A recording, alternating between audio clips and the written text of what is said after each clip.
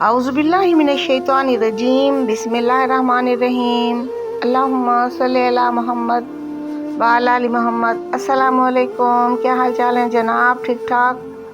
अल्लाह पाक आपको हमेशा फूलों की तरह हंसता और मुस्कुराता हुआ रखे। जहाँ रहें खुश रहें, आबाद रहें, फूलों की तरह हंसते और मुस्कुराते रहें। मैं और आप हैं अपने प्रोग्राम में जिसका नाम है दिल की बात सफ़ा के साथ।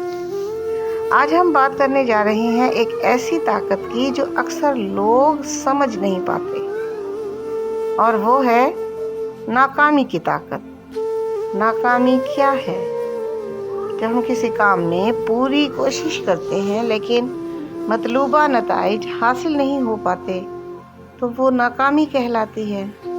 इम्तिहान में फेल होना, बिजनेस में नुकसान या किसी हुनर में पहले कोशिश में नाकामी।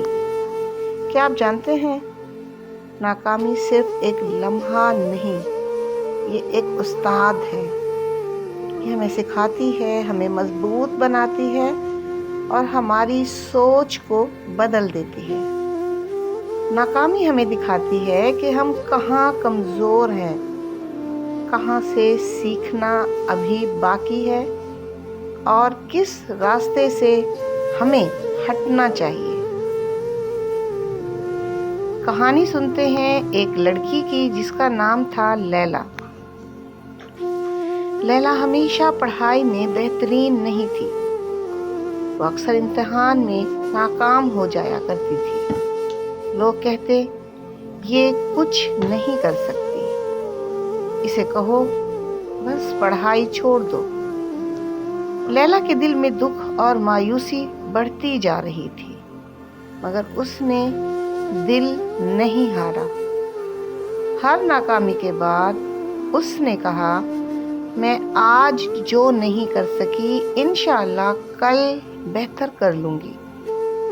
वो छोटी छोटी कोशिशें करती रही, किताबें पढ़ती, मंसूबे बनाती, हर दिन अपने आप को थोड़ा थोड़ा बेहतर बनाती।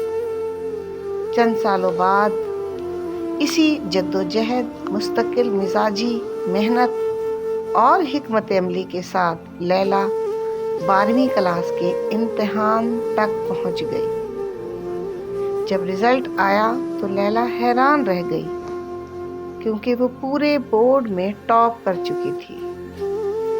उसने सबको दिखाया, खुशी खुशी बताया कि नाकामी एक रोक नहीं बल्कि एक रास्ता है। ये ताकत देती है, सबक देती है और इंसान को अजीम बनाती है। अगर आपके साथ कुछ ऐसा मामला है तो नाकामी से मत डरें, ये आपकी हिम्मत बढ़ाने के लिए आई है। हर नाकामी एक सबक है, इसे समझें और आगे बढ़ें।